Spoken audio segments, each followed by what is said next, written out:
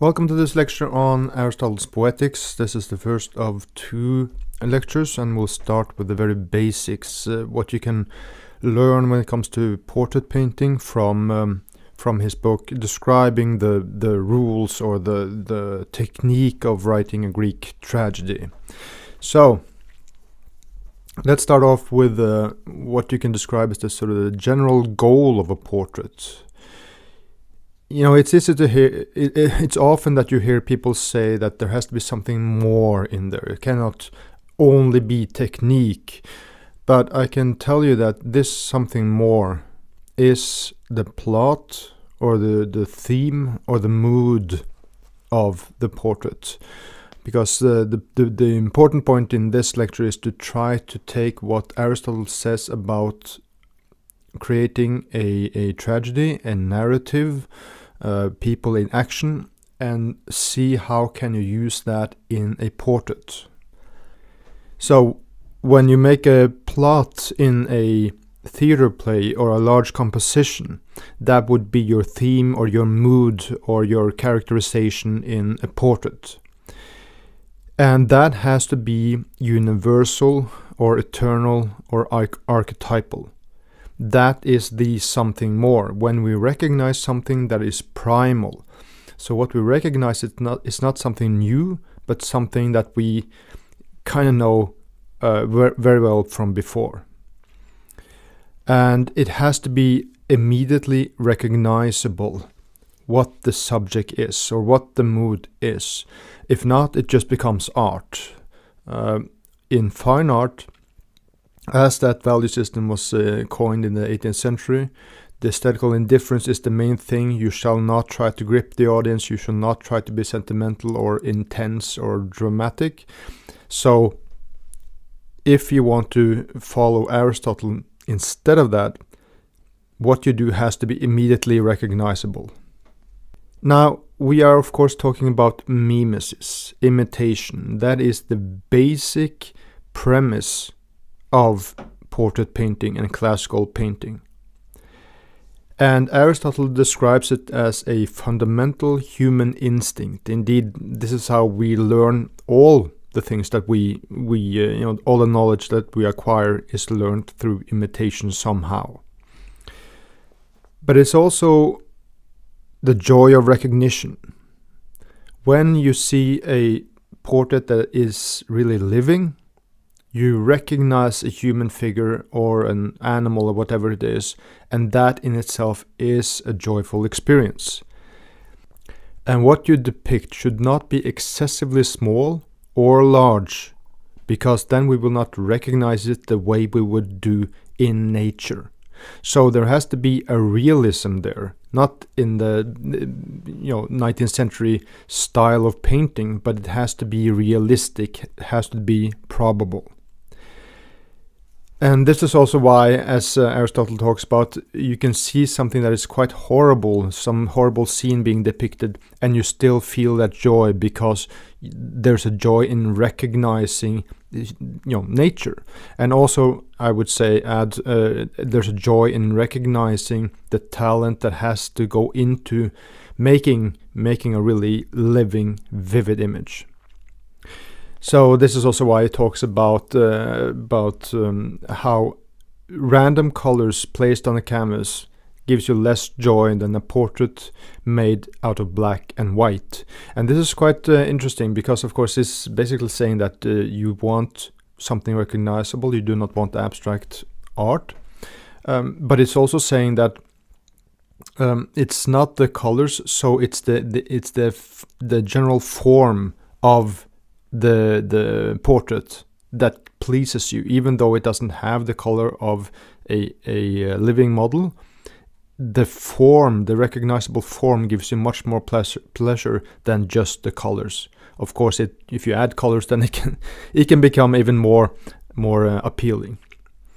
So this is an example of something that is quite horrible, but still would give you joy to watch, because Charicot has understood exactly how that head looks like. Now, should there be any kind of originality? That's also a problem for many. You think that what you are creating has to be new, mustn't be. No one has. Now, originality is also a point that bothers a lot of people. What I do has to be original. If not, it doesn't have any value. Now, that's an art principle. But if you look at classical painting, you have this famous self-portrait or portrait by Titian, and you see how Rembrandt based himself on that, and also ad Noerdrum some years later. So when it comes to originality, it is at best irrelevant, because as the introduction of the edition I have of the Poetics states, the weight of Aristotle's analysis falls on the element of imitation. That's the point. And so we learn technique through imitating others. That's the craft or the mechanics of it. But as in the second point here, you see that the goal of painting is also recreation or mimesis of unchanging human nature. So you are mimesis, you're performing mimesis, you are imitating, for example, Caravaggio, learning to paint from him. You are imitating, nature, the model you have in front of you, and you try to imitate the fundamental human nature that never changes. So this is why you don't want to be a pure naturalist, and we'll get to that point now. So what do good portrait painters do? Well, they imitate not persons, but actions and life, as Aristotle states. So you do not want to be a pure naturalist. You want to look at the universals, the general structure of human nature. And this is why you do not want to go into naturalism or just illustrating history or journalism. I believe the philosopher Ayn Rand talks about that, making the same point that you're not there to just copy exactly without any kind of interest what is in front of you. You, as also Ayn Rand says, emphasize, make things important when you choose. So you need to choose a focus. If not, you are just like an author who writes a grammatically perfect sentence, but has nothing to say, no story to tell, right? So, in short, you want the universals. You do not want to illustrate something which is too tied up to the times. So that's also a point that is implicit in this embrace of universal and rejection of naturalism or journalism. If you get too caught up into illustrating specifically your time, you're wearing that specific shirt that is too dated, that takes down the level of human relevance. Because you want to paint something that can be seen by a Japanese in 2,000 years, or something that can be understood by someone from Assyria for 1,000 years ago, 2,000 years ago. So you want the universals, and therefore you do not want to be a pure naturalist. You want to choose. Good portrait painters then, and this is Aristotle, paint people as they are, but make them better looking. And so the point is then that you try to elevate your model. You don't paint people that are worse than people generally are, and this is Aristotle's points. But you also do not make them superhuman, extremely inhumanly beautiful or virtuous or whatever, because you cannot relate to that. It has to be relatable. So some examples of that. Lewis and Freud painted people worse than they are, You can say people look like that, but it's a choice to give an equal amount of attention to the floor, to the bed there, to the wall, to the rags, and every kind of light on his body is depicted the same way, so he becomes irrelevant. Now, this is a trap that people will fall into if they shall try to elevate people. They try to make them beautiful, but in the wrong way. Beautiful as in superhuman. And then it can very often become stiff and again unrelatable. Andrew Wyeth hits the nail. This is not if you're going to elevate people, doesn't mean that you have to make them look like someone who's from the nobility of the 19th century with everything, with impeccable clothing and a beautiful skin. It has to do with elevating human nature, finding that person and showing what great value that person has. So it can be a person. It can be a person with one eye. I mean, like in Claude Civilis by Rembrandt, or it can be an incredibly beautiful girl. The point is that it's a characterization. You make a character out of that person, not just copy the proportions correctly, but you add the element of characterization. So when it comes to this idea of copying, and this is from the introduction to that the edition I have of Aristotle's Poetics. I'll provide you with a link. Poetry then does not need to be a straightforward copy. And poetry, of course, comes from poein, which means to create. And you would ideally want to be a poet when you paint. In the modern sense, or more modern sense, poetry means to imbue the subject matter with an eternal perspective. So you don't want to just copy exactly what is in front of you. You don't also want to necessarily make the likeness of an actual object. You will manipulate. You will place something in front of the model so that a shadow falls there, or you will look at the shirt and finding, okay, it's a nice shirt, but if I just subdue the patterns on it, I can actually use it in the portrait or whatever. So you manipulate and choose and edit your subject on the canvas preferably, but of course also on the model if needed. So events do not even have to conform to the basic structure of reality. Now, here's an important point that you need to add to qualify that. You always need an empiric study of nature. A little typo there I can see. This doesn't mean that you should just invent stuff as in surrealism. It has to be based on an empiric study of nature, but you manipulate to achieve a specific effect. So you need empiricism plus craft plus poetry. That you add that something that we talked about, which is the universal content. This is also Joseph Campbell's point, the mythologist. Myths realign you with the mystery of being. You see your life in an eternal perspective, and human beings, for whatever reason, seem to biologically need that. When it comes to the Poetics by Aristotle, how can you transfer his idea of the plot to a portrait?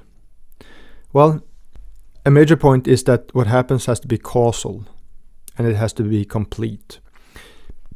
I think the way that you can transfer that to a portrait is that you do not just add strange symbols. If it is a very simple portrait, not a lot around it, not just the head and maybe the shoulders, not a description of an interior or something happening or whatever, don't give it something that is too symbolic. A shadow falling across the face can be enough, because when there's a shadow falling across the face, that face can move out of the shadow into the light or recede into the shadow. And that would be your story or your mood. Also, of course, you would add some kind of an expression in the eye or focus on the mouth instead of the eye. If there's a figure obviously trying to say something, or just focusing on the breathing, and you look at that and you recognize a human figure breathing, and the shadow falls over the eyes, and the nose is not so detailed, and the mouth is the most important thing. That is how you can transfer the idea of causality to a portrait. The shadow falling across the face comes from something which is in the room. You don't add just some strange symbol that is unrelated to the figure. And complete, I think, would be the same point, that again, if you add some kind of strange symbol to make a deep portrait, then that is superimposed. It's not part of the room, literally the room that the person is sitting in, but also not part of the mood or whatever story you envision that is going on there.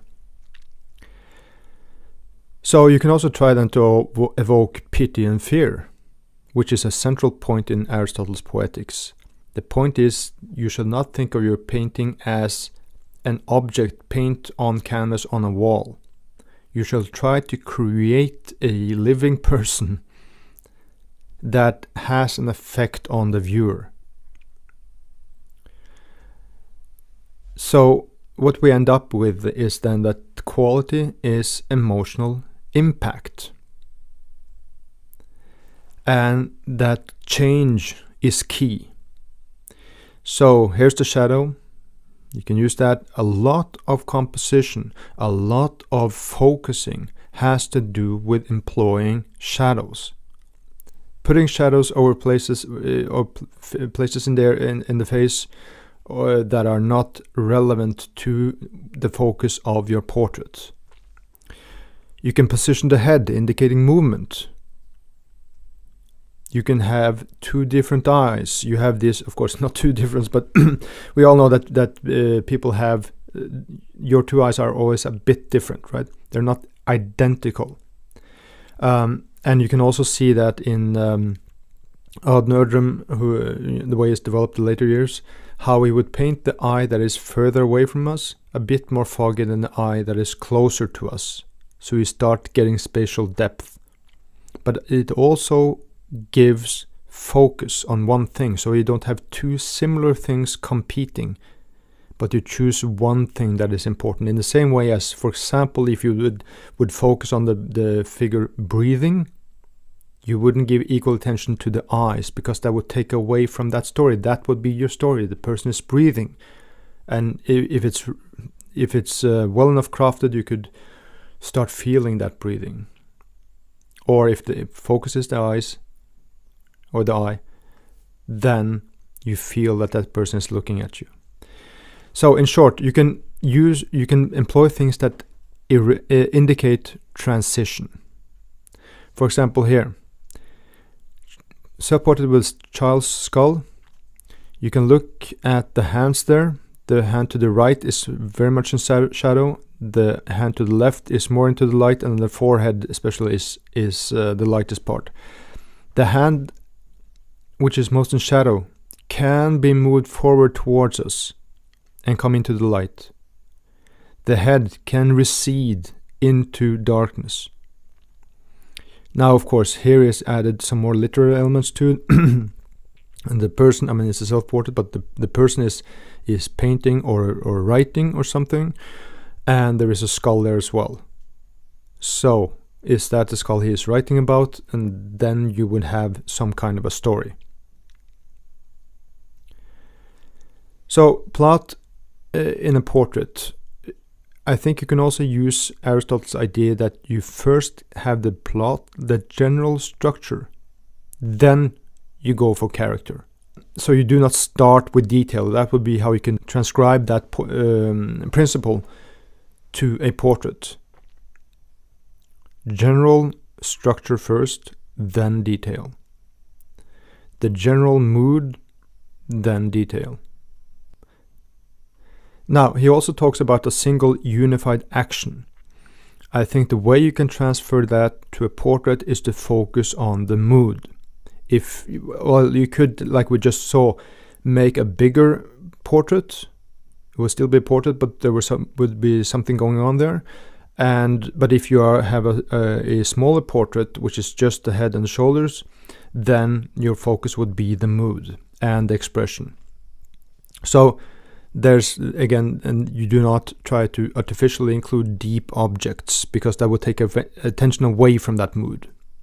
When it comes to details, and what Aristotle says about plot, it's quite funny because he talks about how it should not be too big or too small, and he compares that to physical objects. That the plot should be, you should be able to take it in at one view, so you understand it. You can see the totality of it, and the plot should be readily held in memory, so it doesn't become so vast that you cannot keep control of it. Now, in portrait, that would tell you that you do not include too many details. That's too much information. You need to know where to pacify and where to accentuate. And this is also where Aristotle talks about Homer. Not in relation to portrait, but I'm using that point here. Aristotle is saying that Homer did not include everything that happened to Odysseus in the Iliad and the Odyssey, obviously, because if you get too much information, then there's no story there. If you describe everything that happens to a person in a movie or a novel, then there's no story there. So you need to choose. And that also goes for if you paint yourself then or someone else a portrait with a let's say it's some kind of clothing with a lot of buttons or patterns on. Try to subdue that, at least when it goes away from the central focus, so that it's not a big surface of pattern and then a head on top of it. If you give a lot of attention to all that pattern, then you take away attention from the face. Aristotle also talks about magnitude when it comes to the plot. So there's a lower limit, and I think this can also be transferred to a portrait. The lower limit is determined by the need for the plot to include a change in fortune. So something has to happen to the figure. And I think that can be illustrated in a portrait by this thing about using a shadow, as I previously mentioned. In short, if there are no events, there is no plot. And that's where I think Lucian-Freud is always a good illustration. Nothing happens, so there's no plot, so there's no basic human nature there. There's an upper limit when it comes to how big a plot, the magnitude of a plot, and that is what the audience can grasp at one time. So avoid in your portrait the absence of characterization or mood and too many details, because that will kill your story and it will kill the sentimental and dramatic effect of it. So, what is quality? Quality is emotional impact. First level, remember, is to transform paint into a face of correct proportions. Then you get to that next level knowledge. The second level, give that face a human expression. This is where Odd Nerdum talks about the mind behind the eye. When you look at the Rembrandt portrait, a self-portrait, you see there's a mind behind that eye. Rembrandt is looking at you as much as you are looking at him. Emotional impact means to grip the attention of the viewer, and that emotional impact must be maximized. You must choose. You must not be democratic to and include everything. You have to choose the focus point of your portrait. That emotional impact is maximized when we recognize the story or the mood, meaning when the portrait is unoriginal, because we cannot identify with something that is purely original, that we have not seen before. This means that if you want to paint kitsch, If you want to paint classical painting, paint a classical portrait, then we are talking about the mythical or archetypal worldview. And this is why you should say as little as possible in your own voice. You know, that's the cliche in our time. It's my voice. I have to express myself. Well, if you do that, if it's only relevant to yourself, then it is less relevant to the audience. What we want is the primal issues. That is what grips you. That is what grips the audience. Now, is there a moral element to this? Yes, there is. And this is the final point. The moral element is that experiencing emotions can lead to improved understanding and empathy with other human beings. And you can learn to improve your life as well. If you are aware of that overarching goal, then you are much more likely to hit the universal subject matter, what is mythical, what is gripping, what is primal, and what is important to the viewer.